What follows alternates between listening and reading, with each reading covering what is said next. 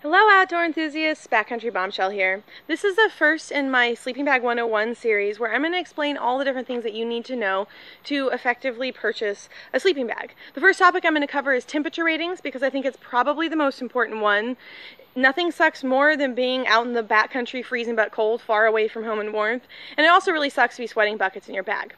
So how do you choose the right temperature rating for your bag? Well, you'll want to consider where you are planning to go backpacking, what time of year you might go, and base your temperature rating on the lowest possible temperature in those parameters.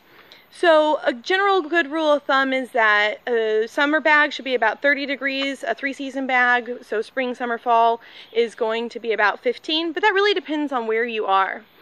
Now, how a sleeping bag keeps you warm is it basically creates an area of dead air space between you and the outside cold air.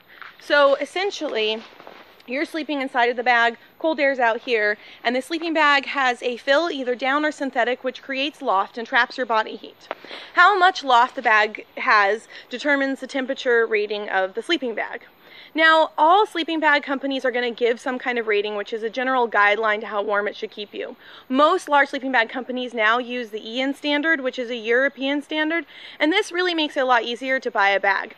Given that, though, it's always good to read reviews about the sleeping bag, whether or not it has an EN standard, because some brands and some certain bags might run warmer or colder than the other, and you can figure that out using a review. Everyone runs a little bit differently as far as how hot or cold they run, and unfortunately you're not going to know exactly how you fall until you've, been backpacking quite a bit, tried a few sleeping bags. If it's your first sleeping bag, I always recommend buying it on the warm side, just because you can always unzip a bag, kick a leg out, and get some ventilation if you're running, a little bit hot. I personally always buy my sleeping bags about 10 degrees warmer than what is recommended because I run cold, and I have another friend who always buys his bags 10 degrees cooler because he runs really hot. In general, women tend to run colder than men, and when you go in to buy a sleeping bag, you will see that there are women's bags and men's bags, and the temperature rating is the biggest difference.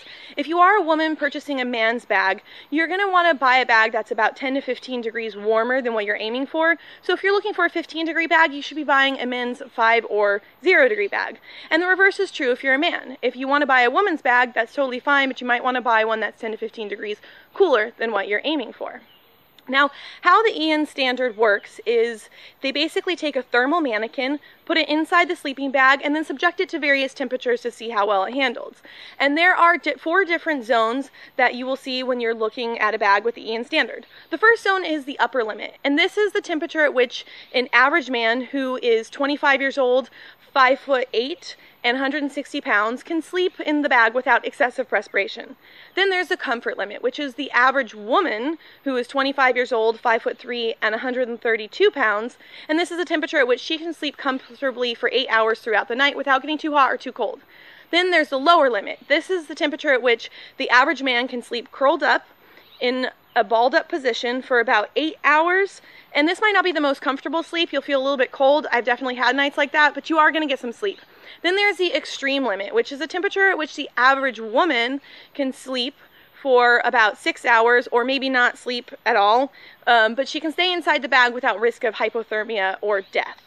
Now, the last and final thing that you're really going to want to know about maintaining your sleeping bag temperature rating is that you do actually have to care for it in a specific way.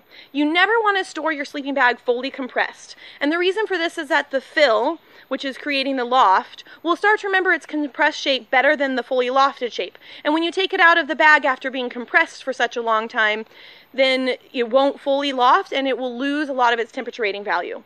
I did do this to my very first sleeping bag, so learn from my mistakes and don't do this.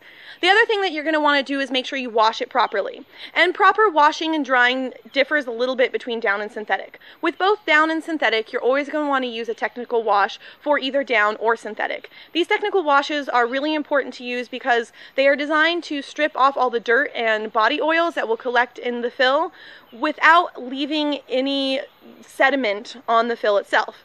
If the laundry detergent leaves behind a little bit of sediment on the fill won't fully reloft and you'll lose a little bit of your temperature rating value. You always want to make sure that you wash down and synthetic bags in a front-loading washing machine. The top loaders will damage the bag structure itself. Now with down, of course, you're going to use a down specific wash. The other really important thing to know about is you have to go through a specific drying process. Synthetics, you can throw them in the dryer and they should reel off just fine, but with down you really need to make sure that you pull apart the feathers inside of the bag so that the feathers can fully reel off. If you leave them clumped up while they're drying, they're going to stay clumped up and you won't have a warm bag anymore. Now if you go online, a lot of online resources will tell you to throw some clean tennis balls or a tennis shoe in the dryer with your bag. The idea is that these will bounce around inside the dryer chamber, breaking up the down, but the reality is it's not going to do a very good job. It's better than just letting it dry on its own, but you really need to pull apart the feathers yourself if you're planning to dry it yourself. If you want to use a dryer, throw it in the dryer for 5 or 10 minutes, pull it out, shake it out, and pull apart the feathers. Or you can just sit in the sun in your backyard and pull apart the feathers as it's drying. Now this takes a really long time, so I personally send my down sleeping bags to a professional cleaner to have them done. It's usually not that much more expensive than washing it yourself, but the amount of time and effort involved in fully relofting your bag is not always worth the money that you'll spend getting it professionally cleaned. I really hope that this video was helpful for you. If you have any questions, put them in the comments below. Also, let me know any other topics you'd like me to cover, and I'd really appreciate general feedback on the videos because this is one of my first ones, and I want to make sure that they're good quality and useful for all of you. Thanks for watching!